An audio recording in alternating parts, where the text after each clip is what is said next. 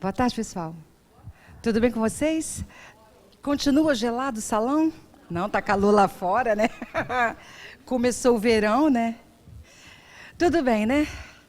Vamos então começar o evangelho, que a gente já está passando um pouco do nosso horário. Capítulo 9. Bem-aventurados os que são brandos e pacíficos, a afabilidade e a doçura. A benevolência para com os seus semelhantes, fruto do amor ao próximo, produz a afabilidade e a doçura, que lhes são as formas de manifestar-se. Entretanto, nem sempre há que fiar nas aparências.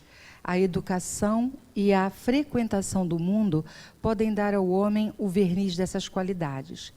Quantos há cuja fingida bonomia não passa de máscara para o exterior, de uma roupagem cujo talhe primoroso dissimula as deformidades interiores. O mundo está cheio dessas criaturas que têm nos lábios o sorriso e no coração o veneno, que são brandas desde que nada as agaste, mas que mordem a menor contrariedade, cuja língua de ouro, quando falam pela frente, se muda em dardo peçonhento quando estão por detrás.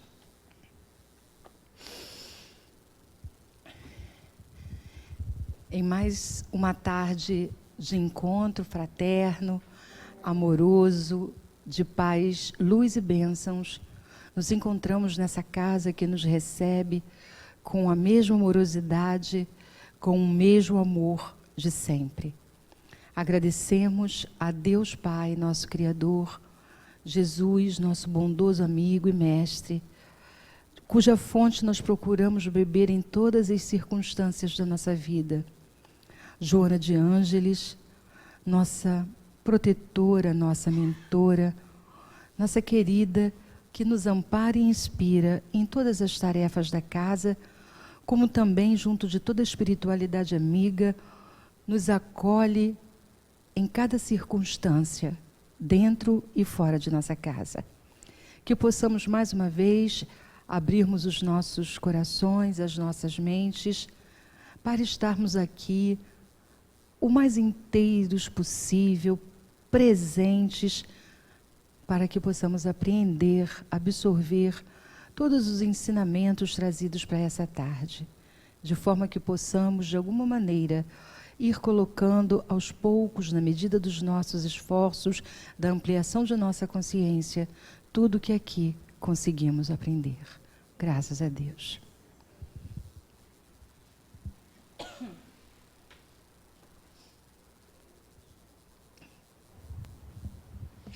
Boa tarde.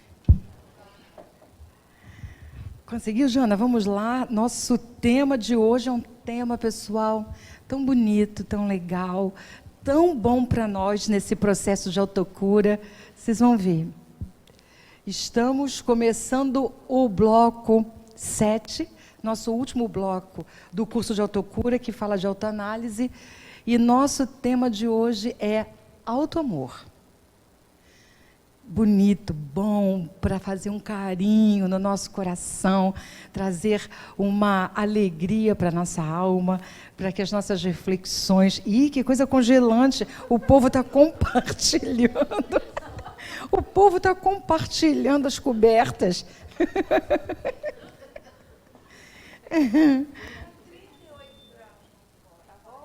Lá fora está... Mas aqui a gente começa depois, quem está aqui desde, começa a sentir frio, né? Então vamos lá, pessoal, vamos começando. Tá frio, né? Nós usamos na bibliografia o capítulo 12, Autoamor e Holoamor, síntese da cura, do livro do Andrei Moreira, Cura e Autocura, e o capítulo 3, Autodesamor, do Divaldo e da querida Joana, Encontro com a Paz e a Saúde.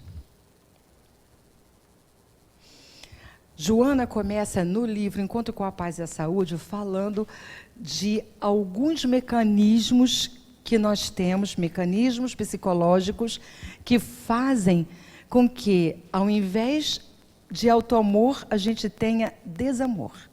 Então, primeiro a gente vai começar falando do desamor, daquilo que faz com que a gente goste menos de nós mesmos, para depois falarmos, então, dessa cura, do que é, como a gente pode sair de um polo de desamor para o polo do alto amor. Ok? Vai falar de nós, de cada um de nós hoje. Uma das formas habituais de exteriorização do conflito resultante do alto desamor é a necessidade flageladora da autocondenação. Quem está nesse processo de autocondenação torna-se um crítico perverso de si mesmo, trabalhando as emoções com alta dose de pessimismo e de desconsideração. Os valores que apreciamos nos outros atuam-lhe como um tormento que o leva à inveja e a atitudes de franca agressividade em relação às demais pessoas, apresentando-se amargo, insatisfeito em relação à existência. Quem já não viveu um processo de autocondenação? Aqui, porque é todo aquele momento que a gente vai passando em que a gente está se condenando. Vários podem ser os motivos. A autocondenação tem atrás o quê? Culpa. Culpa. Se eu estou me condenando por alguma coisa, é porque este conflito, que é a culpa, que Joana trata muito bem nos conflitos existenciais. Aliás, ela fala de culpa em toda a sua série psicológica, mas tem um capítulo dos conflitos existenciais inteiramente dedicado à culpa. Então, por que a gente se autocondena? Atrás de que tem uma autocondenação? Aí a gente está falando da culpa. E do que é que a gente se culpa? Para ficar preso a um mecanismo contínuo de alta condenação, de desvalor. Quando eu estou me condenando, eu não estou enxergando em mim mesma uma perspectiva de ser bom, sob qualquer aspecto. E aí o que acontece? Eu olho para o outro, olho para desse tão linda. O que ela fez para ser tão linda? E aí eu fico me condenando porque eu olho para o espelho e acho que não sou. Por quê? E aí eu começo a ver valores no outro, que convive comigo, que de alguma forma, como eu não consigo ver meu próprio valor, me incomodam. O fato de o outro mostrar com tranquilidade as suas próprias potencialidades, as suas potências, faz com que, e quando eu não enxergo as minhas próprias, o que eu faço? Agrido o outro. Agrido o outro. Agride ou passa também por um processo de paralisação. Diante do que eu não consigo ser, diante do que eu não acredito que consiga ser, eu paraliso e aí você começa a entrar no processo de depressão, de menos-valia, tão forte que você não consegue ir para frente.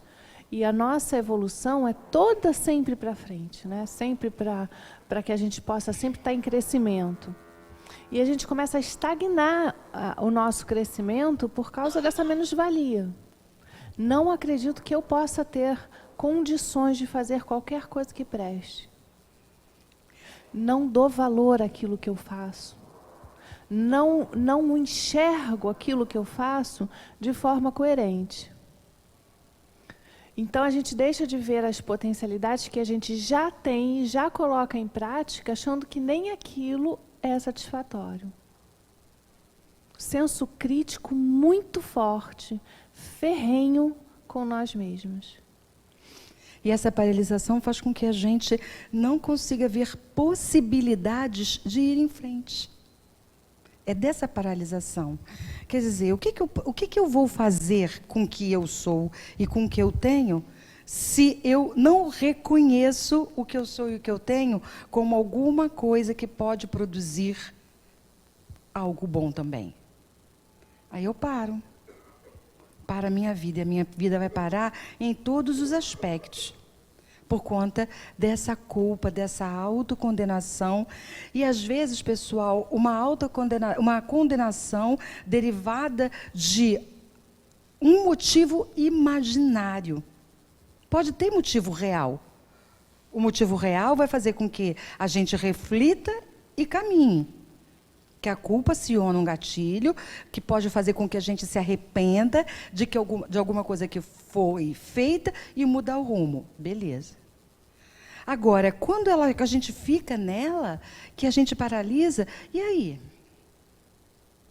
Porque quando a gente fala de culpa, a gente sempre tem que lembrar, não há nada de errado com a culpa. Há quando eu não consigo elaborar os motivos daquela culpa. Primeiro identificando, é real ou é imaginário? Porque eu posso me autocondenar por alguma coisa que é imaginária, que não é real, de fato. Um exemplo são as mães. Quando os filhos ficam doentes, elas se culpam por isso. Quando os filhos apresentam algum problema, elas se culpam.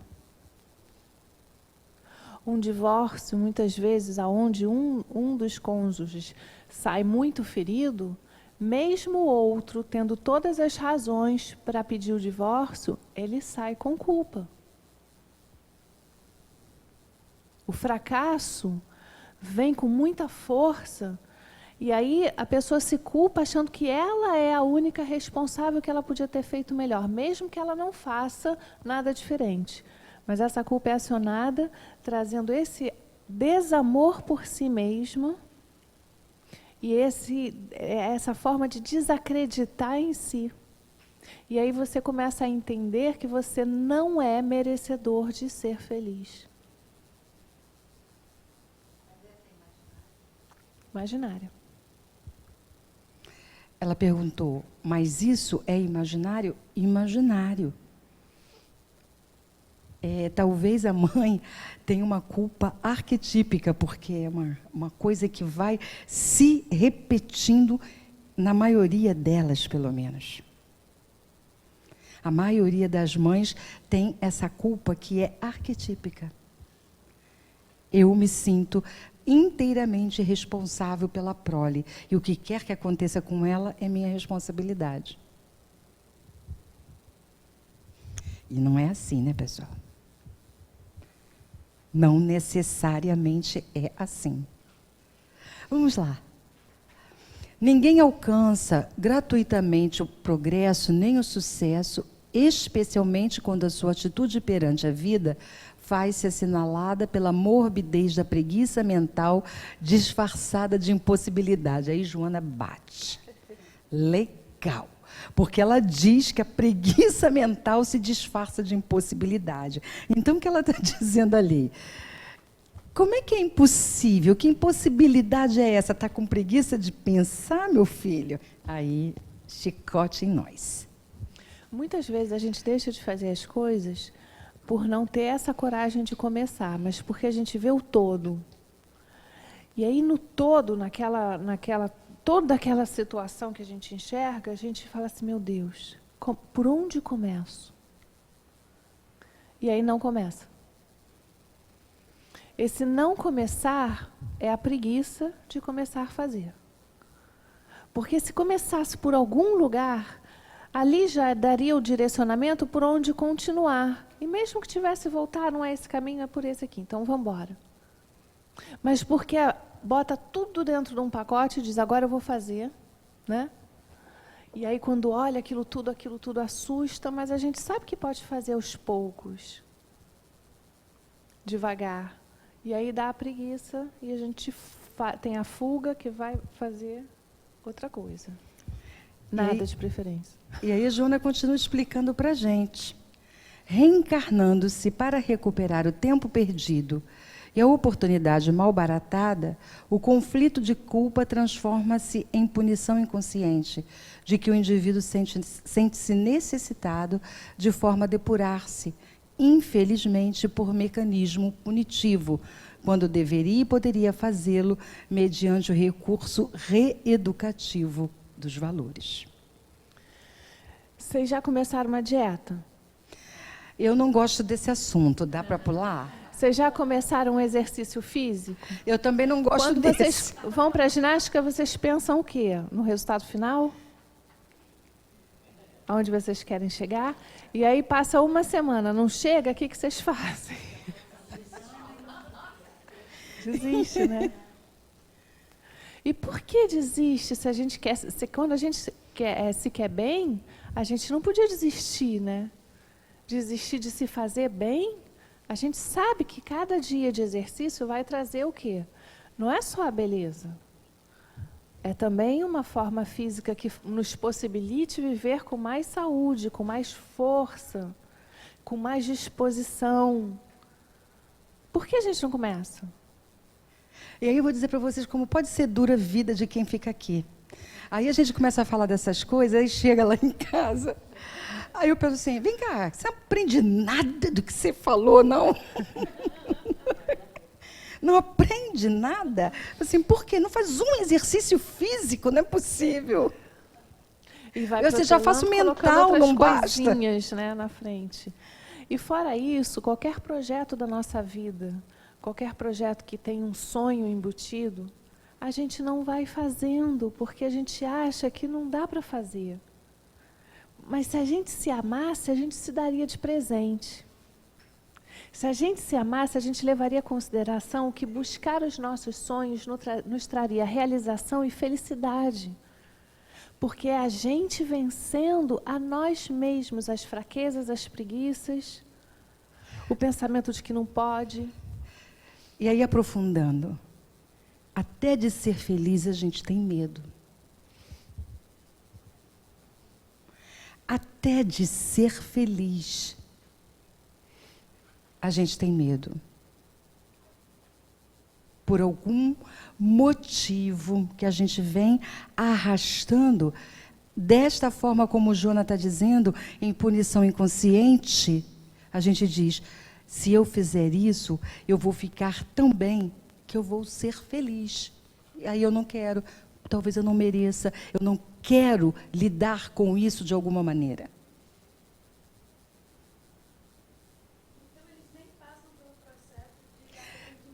Não podemos falar sem microfone.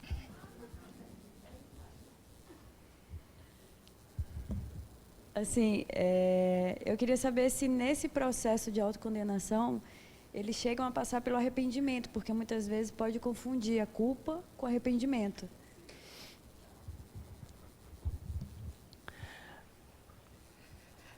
Pode falar. Pode. O arrependimento e a culpa andam juntos. Tá? Muitas vezes a culpa ela fica escondida e o arrependimento ele é consciente. O arrependimento é necessário, porque quando a culpa começa a trabalhar e começa a incomodar, mesmo que a gente não entenda que aquilo é culpa, a gente tem a possibilidade de saber que algo nos está incomodando e aquilo está trazendo o arrependimento. E o arrependimento ele é salutar, porque ele te mostra aonde você precisa recomeçar o caminho, olhar e dizer, aqui eu preciso passar de novo, vou refazer esse caminho. Que seja por um pedido de perdão, que seja por refazer alguma coisa que você não conseguiu fazer, por não ter feito o que você gostaria. Eu, alguns aninhos atrás, 2, 3, 4, sei lá, 3 anos, sei lá, o meu marido ele faz kitesurf. E eu, há muitos anos atrás, fazia windsurf. E parei porque ele começou a fazer esse bendito kite. Como naquela época era uma coisa mais masculina, né, porque os kites eram muito violentos e tal, eu parei de fazer uma coisa que eu estava gostando de fazer. Né? E aí fiquei sem fazer nada. Ele se divertindo e eu na areia, sem fazer nada. Aí um dia a gente foi viajar e ele falou assim, olha, você não quer? Eu pago um curso para você e você vai lá e aprende a fazer. Eu falei, quer saber? Eu quero. Olha, eu não tenho insônia, mas naquele dia eu tive insônia. E aí eu acordei de manhã já falando para ele, olha, eu decidi que eu não vou fazer. Não gasta o seu dinheiro porque eu não vou fazer. Aí ele falou assim, mas por que você não vai fazer? Você gosta, uma coisa que você há muito tempo queria voltar a fazer, né? Esporte na água, você gosta? E eu falei, não, eu não vou fazer não, isso não é para mim. Aí ele falou assim, não é para você? Vamos lá, eu já paguei o curso. Aí eu falei, não, você não pagou. Aí começamos uma discussão, e aí ele foi embora. Aí eu fiquei, ele já pagou o curso, eu vou ter que fazer isso. Aí peguei, aí falei, não vou. Aí peguei o celular, abri o celular, primeira coisa que apareceu no meu celular, uma frase da Hermance Dufour. Eu falei, todo mundo bota um monte de besteira, tem que vir logo uma frase da Hermance Dufour, né?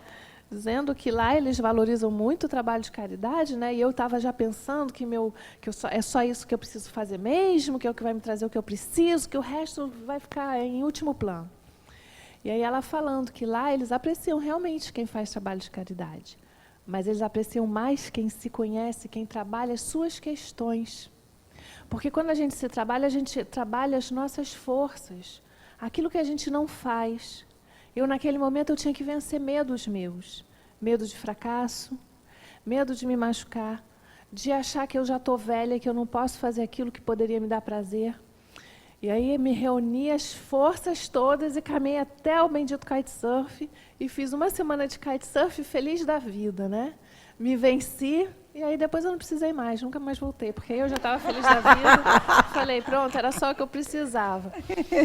Mas nem que seja para conhecer, para ver se aquilo que é o que você faz. A gente não deve, em nenhum momento, dizer isso não é para mim. Isso eu não posso. Se é alguma coisa que despertou uma vontade ou que você admira, por que não? Por que a gente tem tantas barreiras? A gente se coloca idade, a gente se coloca forma física, a gente se coloca valor de não pode, mas tem várias formas de conseguir. A gente pode qualquer coisa que a gente quiser. A gente é que coloca esses limites. A partir do momento que a gente não colocar os limites, a gente pode. A gente pode até não conseguir ultrapassar os limites físicos de uma forma de, puxa, eu tenho algumas deformidades que eu não posso fazer, mas eu posso fazer da forma que eu conseguir. Tanto que a gente vê as Paralimpíadas, a gente vê pessoas com várias dificuldades que vencem a si mesmos. Não é como o outro gostaria de ver, mas o que ela conseguiu se vencer. E foi atrás. E, na verdade, né, Dê, nessa situação, com aqueles que não nasceram com aquela deficiência, eles se redescobrem. Uns já nascem e vão fazer, mas aqueles que se tornam deficientes foram perfeitos, assim, entre aspas, né? Mas tiveram seu corpo perfeito. E a deficiência veio depois, eles descobrem potências que eles não sabiam que tinham. E será que a gente precisa esperar dor? Uma dor como uma lesão definitiva na existência para descobrir do que a gente pode, o que a gente pode fazer, do que a gente é capaz? A gente não precisa mais disso. Muita gente tem vontade de trabalhar na casa e trabalha porque acha que não pode assumir a responsabilidade. Mas não porque não quer assumir a responsabilidade, porque tem medo de não conseguir fazer.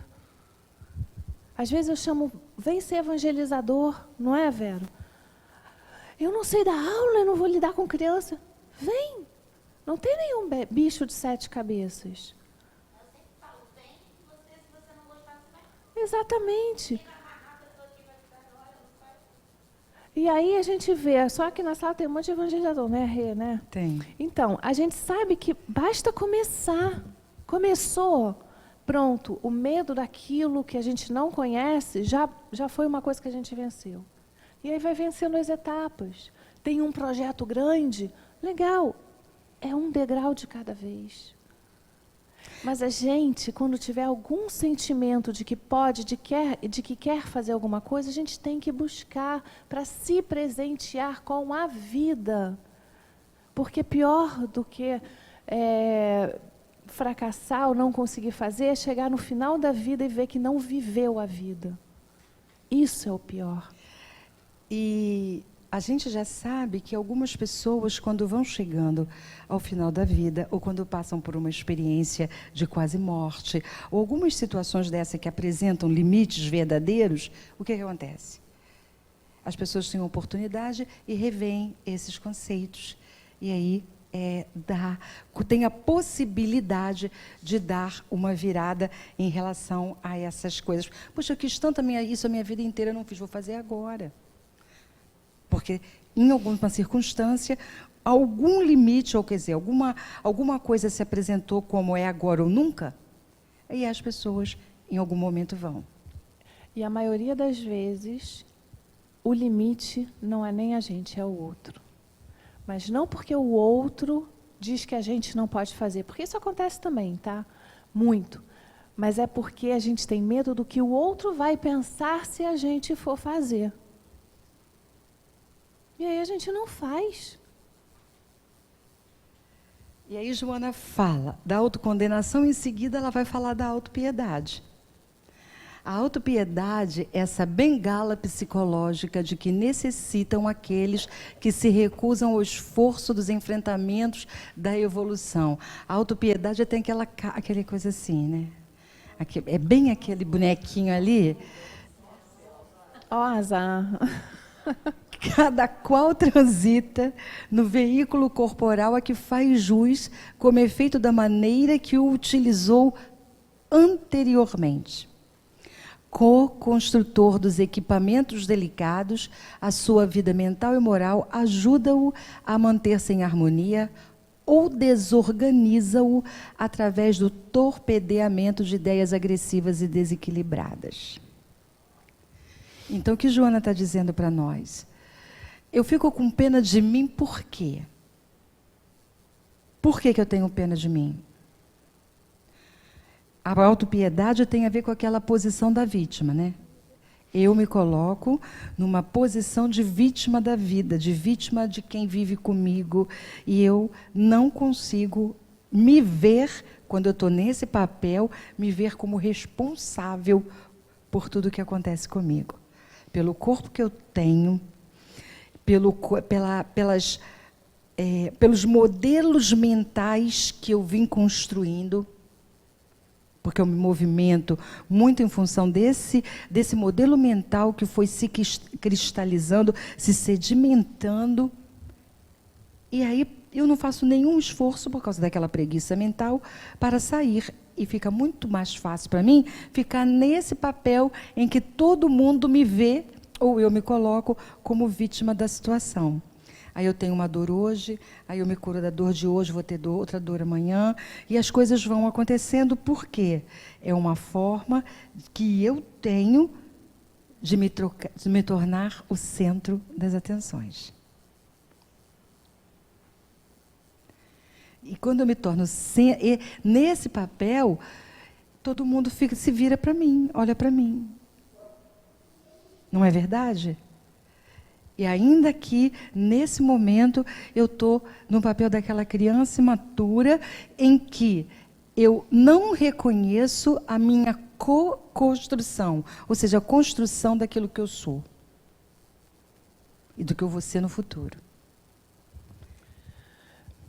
Já que esse capítulo, a gente já está no bloco da autoanálise, eu queria que vocês parassem um momentinho e que vocês pensassem em alguém que vocês critiquem, com coragem, tá, gente?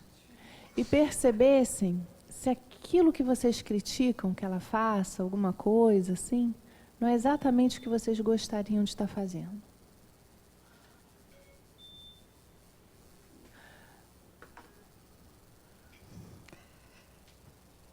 Eu não digo as coisas erradas, não. Eu digo, às vezes, a gente critica de bobeira mesmo, sabe? Faz uma repreensão, alguma coisa assim. Nossa, aquela pessoa. Por exemplo, uma coisa simples. A gente pode conviver com uma pessoa que gosta muito de ficar com as pernas para o ar, não vê nenhum problema nisso. Como você assume para você as tarefas, você se torna uma pessoa multitarefa, você acha que aquele que se permite ficar de perna para o ar está errado. Problema dele ficar de perna para o ar, problema meu se faço muita coisa ao mesmo tempo. Na verdade, se eu estou falando isso, eu é que queria estar com as minhas pernas para o ar. Ninguém identificou nada. A gente tem que ter coragem de olhar, tá? Em algum momento, gente, em algum momento assim, sabe, criticou, fez uma crítica assim, que de repente a gente não percebeu que na verdade a gente queria estar fazendo justamente aquilo. E a gente não se dá a oportunidade. E às vezes também não é consciente, né? A gente não faz essas coisas de forma consciente, mas a gente já tem aprendido que a gente projeta.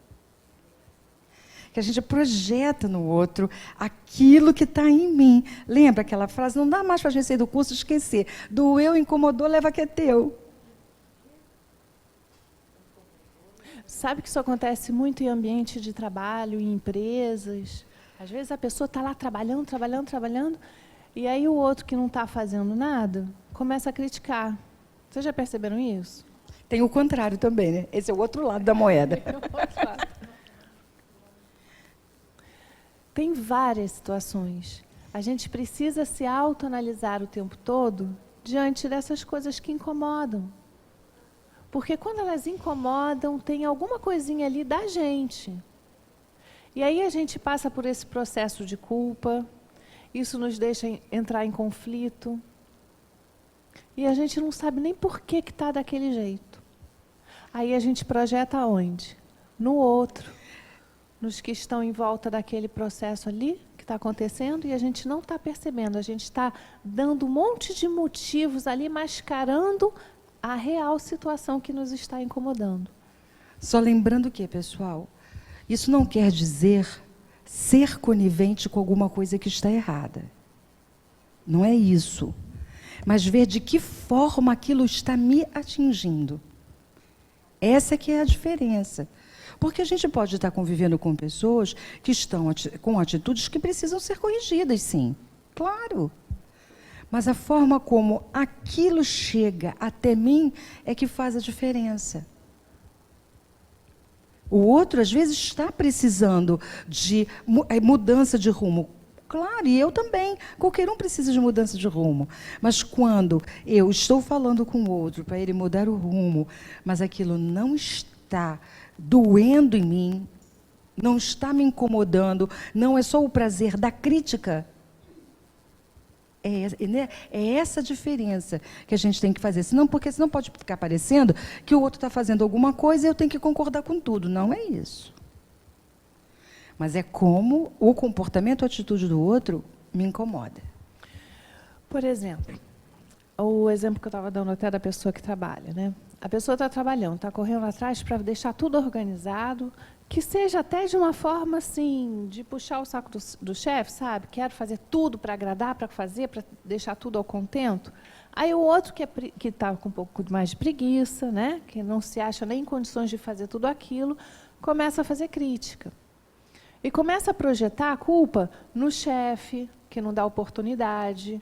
Ah, por que eu venho aqui, trabalho e ninguém também permite que eu faça dessa forma? No outro que, de repente, está roubando o espaço que seria dele. Né? Na família que, de repente, faz com que ele se atrase todo dia, porque pede uma carona, não cuida das coisas direito para ele sair a contento. Começa a projetar no outro e aí começa a sentir o quê? A autopiedade. Tudo é culpado, menos a minha dedicação no trabalho. Que seria essa a visão que ele deveria ter para conseguir chegar aonde o outro está conseguindo, e que talvez seria o que ele gostaria de fazer. E aí, esse sentimento de autopiedade traz o quê? Desequilíbrio. Aí os pensamentos todos começam a fazer uma bagunça dentro de si, e aí, além disso, você ainda atrai um monte de amiguinhos que vai fazer o quê? Um processo obsessivo mental muito ruim. E aí você, assim, está separado, Joana didaticamente separou a autocondenação da autopiedade, porque são mecanismos distintos, mas que podem andar juntinhos. Diante dos inevitáveis insucessos que o assaltam, desacostumado às refregas lapidadoras da personalidade, foge para o mecanismo irresponsável da autopiedade, na desonesta condição de incapaz, esperando gerar compaixão e auxílio dos outros, quando deveria preocupar-se em inspirar amor, cooperando com o programa de evolução pessoal e geral. A autopiedade expressa insegurança emocional, propiciadora da preguiça mental. De novo ela fala da preguiça mental, que prefere sempre receber e nunca ofertar, demonstrando carência, como se encontrasse em atitude de abandono, relegado pela vida ao sofrimento imerecido e injustificado. Que esclarece tudo o que a gente já vem falando. Então, Joana, nesse capítulo, ela fala da autocondenação, fala da autopiedade e fala, então, da autoconsciência, que é o caminho que a gente está buscando percorrer. A autoanálise contínua, serena e persistente em torno da relatividade da existência corporal e a consideração em torno da pré-existência e sobrevivência do espírito contribuem para a conquista da autoconsciência, para que seja alcançado o luminoso, quando os acontecimentos adquirirem sentido psicológico e motivação para o empreendimento da felicidade. Então, o que Joana diz? Qual é o caminho a ser percorrido? Autoconhecimento. De maneira que a gente tome consciência dos nossos processos e transforme aqueles mecanismos de preguiça mental que Joana falou, para que a gente consiga prosseguir em direção à felicidade, esse estado de plenitude que nós estamos buscando. Para esse desiderato, nunca será demais que se detenha na reflexão em torno do pensamento de Jesus Cristo, em forma de diretriz salutar para a aquisição do bem-estar, o amadurecimento interior, a vitória sobre os conflitos perturbadores. Aí ela traz para a gente o nosso modelo e guia, que é Jesus, este ser integral que conseguia lidar com todas essas questões quando esteve no mundo entre nós e mostrando a todo momento de qual é a maneira que nós podemos fazer.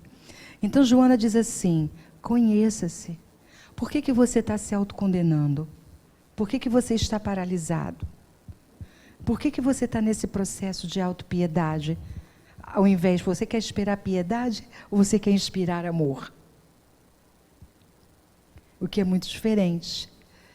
E não tem outro caminho, se não for o caminho do autoconhecimento, das reflexões que passam pelos meus movimentos, pelos meus pensamentos. E isso significa observar-se.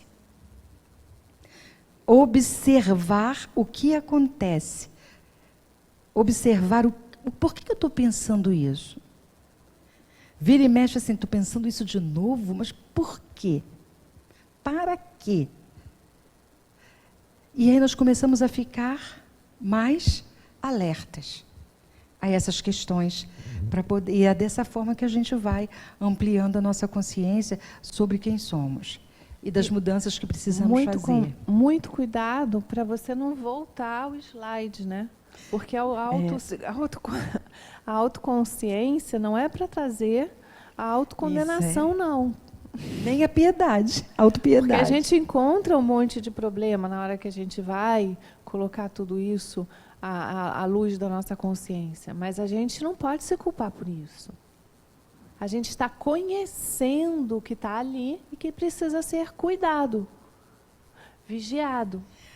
E é por isso que a gente estuda simultaneamente a doutrina espírita.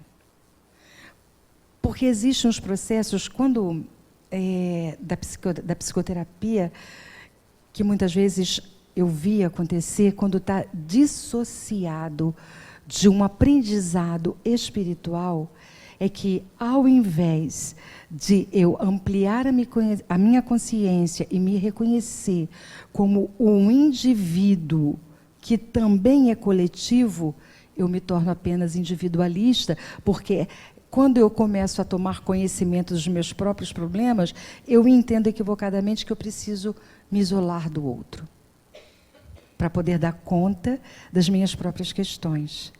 Então, a doutrina espírita nos ajuda a entender o quê?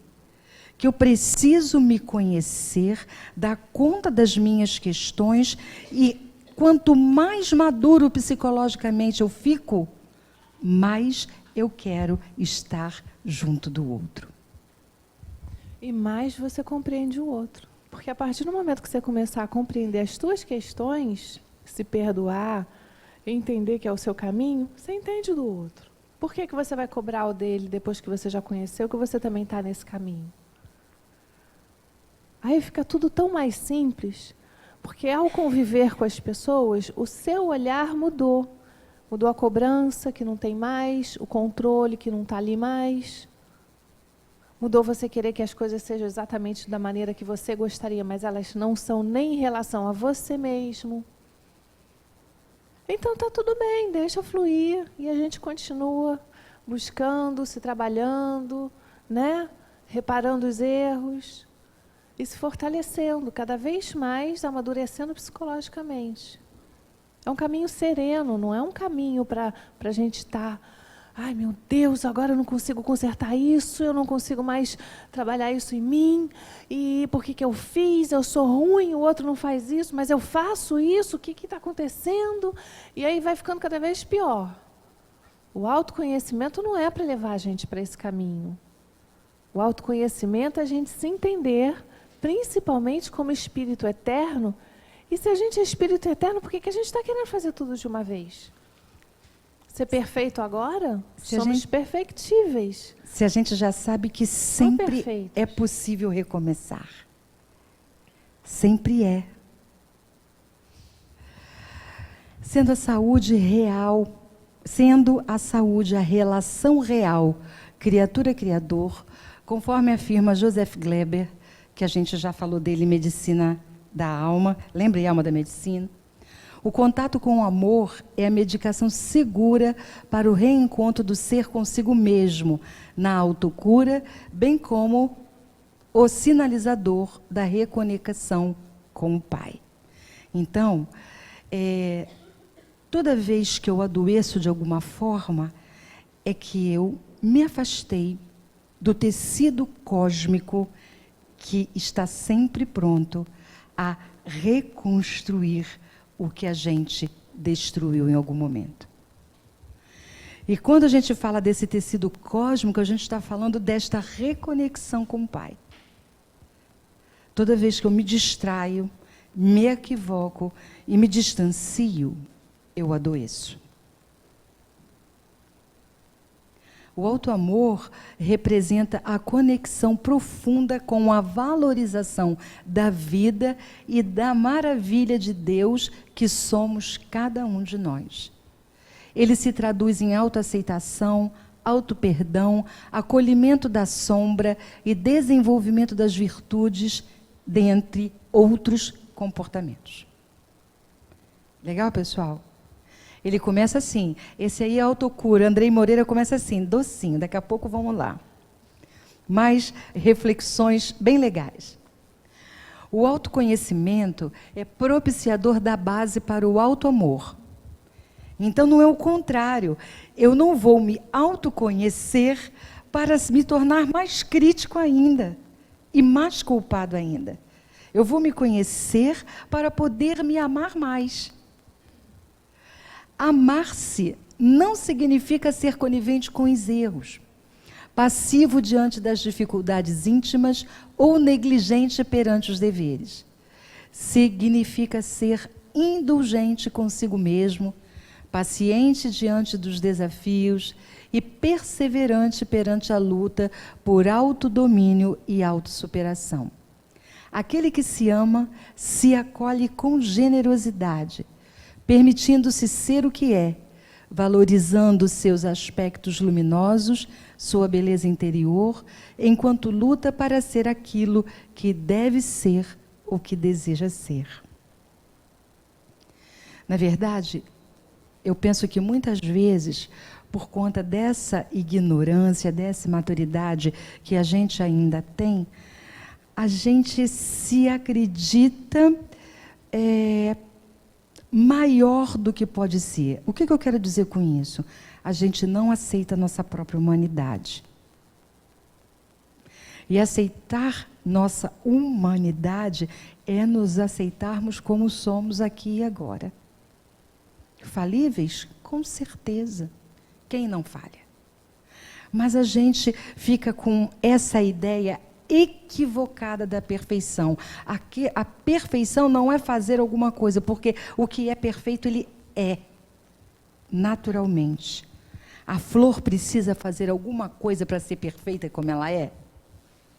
Ela simplesmente é, do jeito que a criação fez. Mas nós não, né? A gente sai do reino vegetal, vai para o reino animal, que começa a ter uma inteligência rudimentar, aí a gente vai desenvolvendo a nossa inteligência como ser humano, vai conquistando livre-arbítrio, vontade, e aí se enrosca em algumas circunstâncias, porque não entende, não consegue entender de verdade o que é ser perfeito. Perfeição é um estado de alma. E a gente começa a entender que ser perfeito é estar agradando a todo mundo. Não é verdade?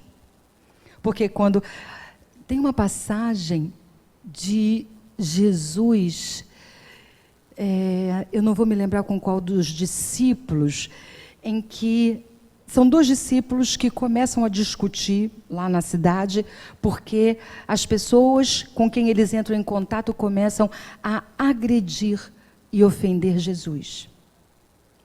E eles chegam contando para Jesus tudo que eles fizeram, aquela discussão, aquela história toda, achando que Jesus ia falar assim: puxa, muito obrigada por assumir a minha defesa. E aí Jesus fala assim: mas vocês não acham que é muita vaidade achar que todo mundo vai gostar do que a gente fala e aceitar a gente como é? Os discípulos ficam igualzinho a nós. Ah, é? E aí Jesus deu ruim na boa. Que aí Jesus fala exatamente isso. A gente já tem conquistas que às vezes a gente não valoriza. E essa questão de ser perfeito, muitas vezes, está muito mais movido pelo nosso orgulho do que por aquela questão mais íntima e essencial do ser que nós somos. E aí, muitas vezes, aqueles que a gente consegue agradar, né, começam a exigir que a gente faça e seja sempre daquela forma.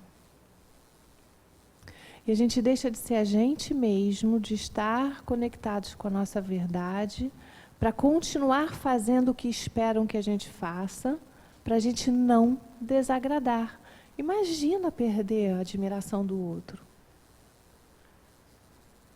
E pode ser que a gente, naquele momento, não esteja de acordo com aquilo.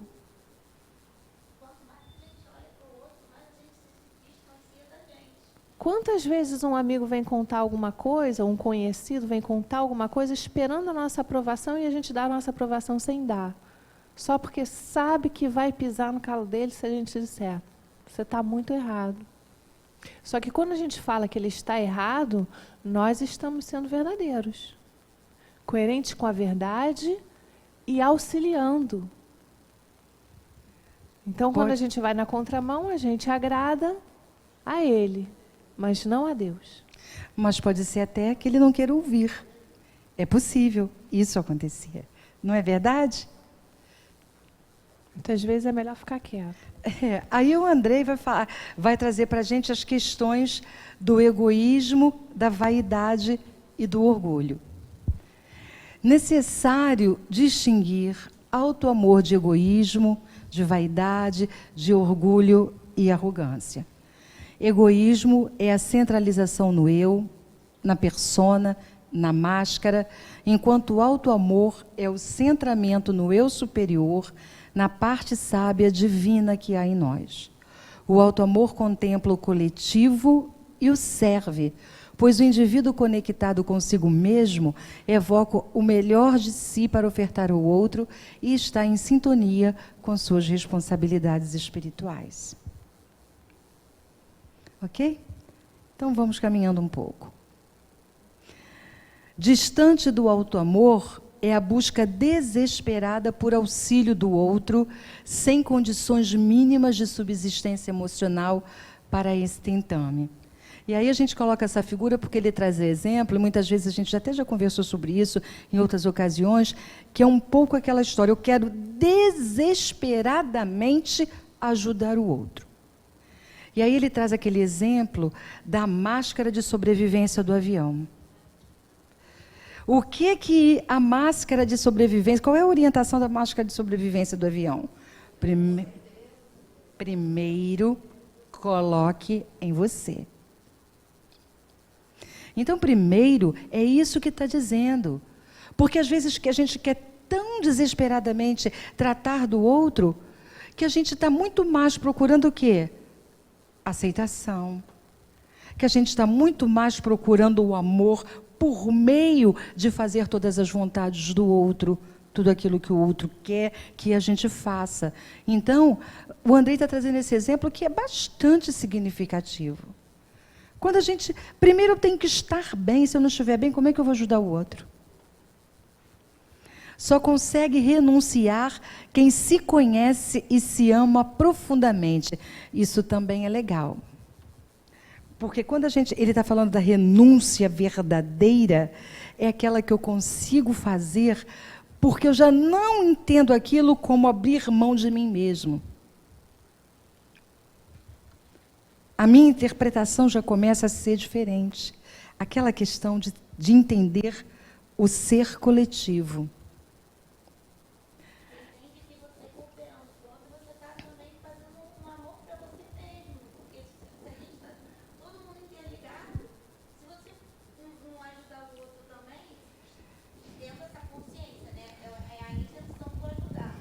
Você sabendo por que está ajudando, se você está num coletivo, você está ajudando para você também ficar bem, é tudo a intenção. Agora, não é se ajudar por ajudar, sem saber o porquê que você está ajudando. Porque você está ajudando para se sentir bem com você mesmo. Ou ajudar se prejudicando também. Tem um grau elevado de ser prestativo, que ele passa a ser o sabotador da sua vida. Então, muitas vezes você deixa de fazer algo por você, porque também você quer buscar uma valorização do outro. É do ego. Não é legal, E aí jamais é prestativo. Repetindo, então, porque quando as amigas conversam entre si, os amigos da internet perdem. A gente fica parada aqui, eu e Denise, e o pessoal querendo saber o que está acontecendo, que elas pararam de falar. A questão é que a gente precisa entender exatamente isso, quais são as nossas motivações. Ou se eu estou me auto-boicotando. O que isso quer dizer?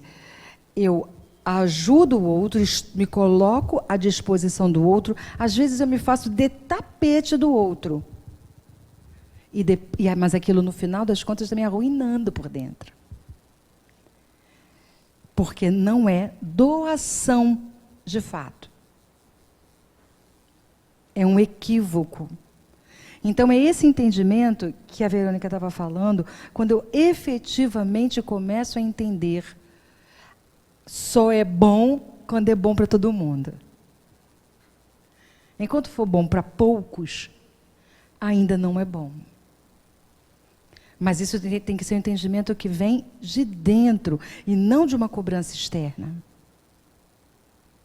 Um entendimento que faz com que, assim, eu gosto tanto da vida, que a vida tem que ser boa para todo mundo. Para mim, para Denise, para todo mundo. O que eu dou de mim, retorna para mim. Seja bom ou seja ruim. O que eu faço pelo universo, eu estou fazendo por mim. Quando eu vivo num universo em desequilíbrio, eu vou estar em desequilíbrio. Se eu procurar fazer o de melhor para mim, para esse universo, eu vou estar em equilíbrio. A gente não vive só. A gente vive com muita coisa junta. Cada coisa que está em desarmonia propaga uma onda de desarmonia. Um país tem problemas políticos porque o povo ainda não se conscientizou do que realmente é bom. Então, ainda precisa passar pelo que é ruim para aprender a valorizar o que é bom. Ainda precisa dar de si, abrir mão de si, para entender que aquilo retorna para ele, de uma outra forma. A gente é tão apegado à matéria que a gente não consegue enxergar que se eu der este copo eu não vou ter de volta. Mas se eu der este copo e ele auxiliar, o que eu vou ter de volta é muito mais do que um copo. A gente não perde nada porque nada é nosso. Mas aquilo que a gente é dentro de nós é nosso. E a gente carrega onde for. E aquilo que eu vou levar para o universo de amor, de pensamento, de trabalho, de auxílio, aquilo tudo sou eu em vibração, me colocando como atuante naquele universo. O universo vai estar ao meu favor. Mas não é sempre, quando a gente pensa isso, não é o universo é bonzinho com a gente, não. É o vento a favor, ao nosso favor. Aquilo que eu dei é aquilo que eu recebo. A gente não está sozinho de forma nenhuma. Por isso que Bezerra de Menezes fala que enquanto tiver um irmão dele nesta terra precisando dele, ele aqui vai estar. Ele não vai estar aonde ele já pode estar. Porque ele sabe que se ele abandonar um, este um vai estar em desarmonia. E vai propagar desarmonia para todo o resto. Inclusive para ele, que teve a possibilidade de ajudar e não ajudou. Olha a beleza dos ensinamentos desses espíritos, que vai muito mais além do eu sou bonzinho. Não é isso que ele quer ser para a gente.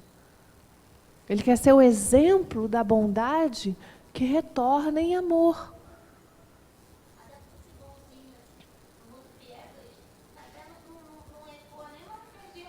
Não, a gente se cobra de ser bonzinho e bom, como Jesus falou, só Deus. Só Deus é bom. Nem ele se colocou como bom. E essa questão do ser bonzinho também é muito estereotipado também. Tem são conceitos que precisam efetivamente ser reformulados, para a gente poder entender o que é efetivamente essa questão da bondade e de estar no conjunto, de estarmos uns com os outros. E Andrei,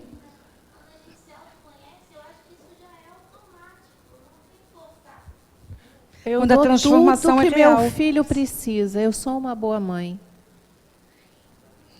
Não sou. Não sou você e o filho. Né? Então, assim, esses conceitos que a gente vem trazendo é do que realmente eu estou fazendo pelo outro. Eu estou ajudando a ele ou eu estou desorganizando mais uma situação para ser reconhecida pela minha bondade? De que forma é a real que eu ajudo? Então, Andrei continua. A vaidade que se opõe ao alto amor é aquela condição íntima de dependência que a gente está falando, da imagem, do retorno do outro, do aplauso e da bajulação. Ninguém se redimirá sem se libertar da opinião alheia sobre si e definir sua individualidade.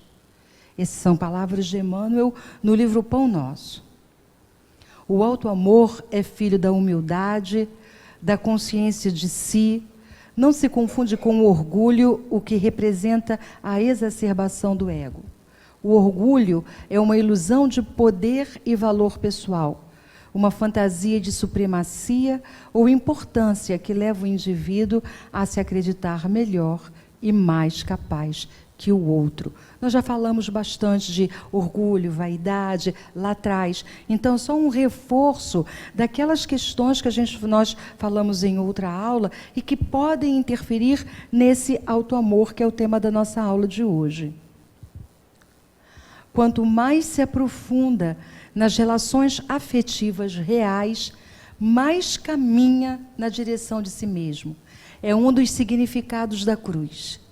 À medida que se conhece o outro na horizontalidade das relações, passa-se a se conectar mais profundamente consigo mesmo e, por consequência, com Deus na verticalidade da vida.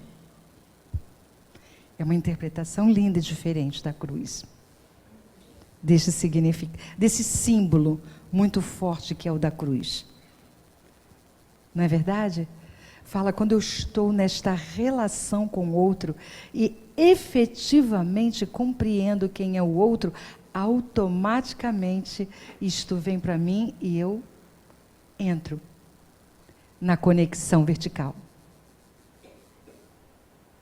Legal, né? Quem experimenta isso, experimenta a paz de imediato.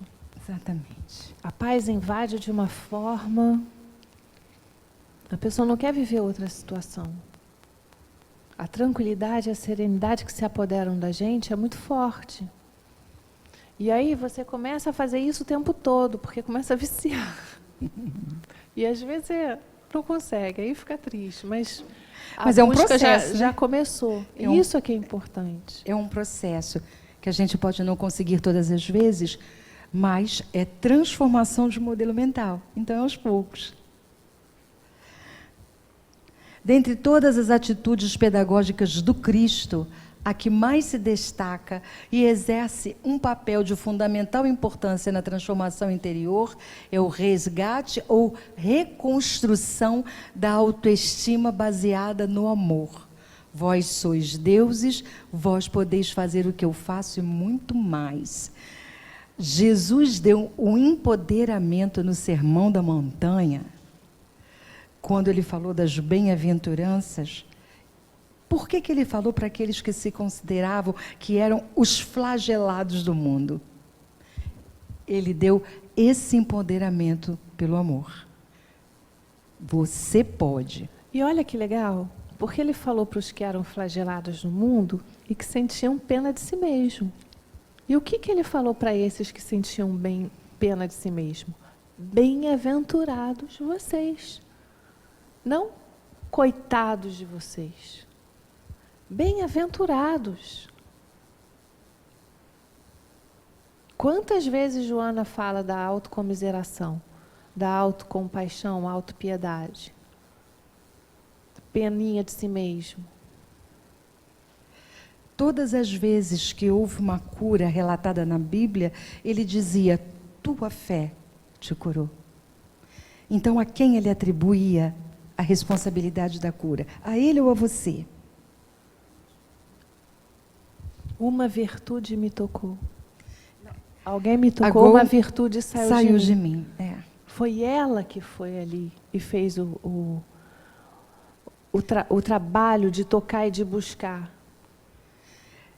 Então, Jesus teve palavras de empoderamento, de fortalecimento desse alto amor como nenhum outro. Todas as palavras de Jesus foram dirigidas. Você é alguém.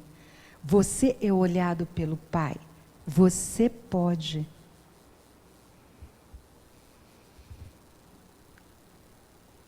Jesus enxergava a essência de cada indivíduo, o íntimo mais profundo de cada ser espiritual ali presente, e transcendia a análise da personalidade para trabalhar a individualidade mortal.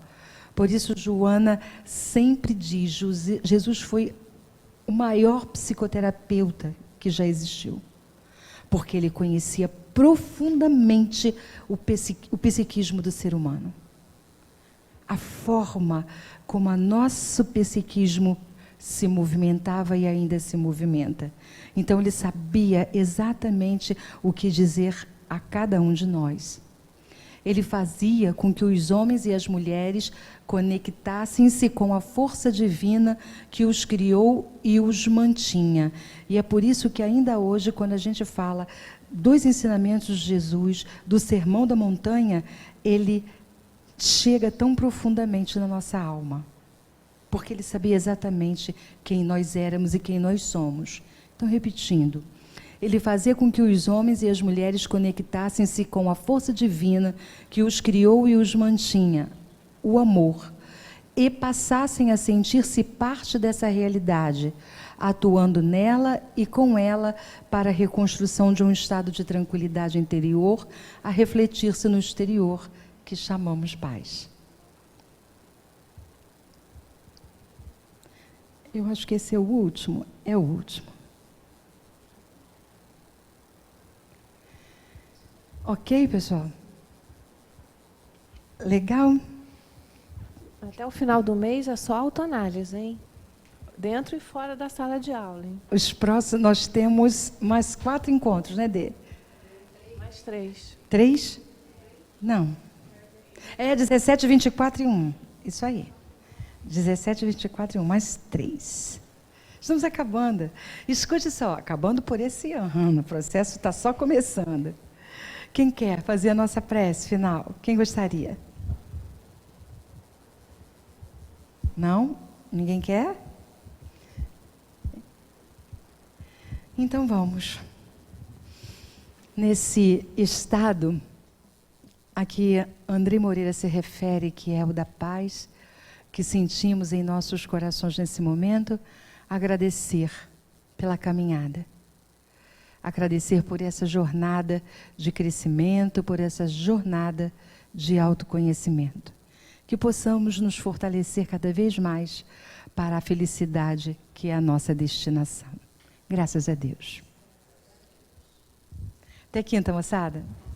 Até quinta. Obrigada, gente.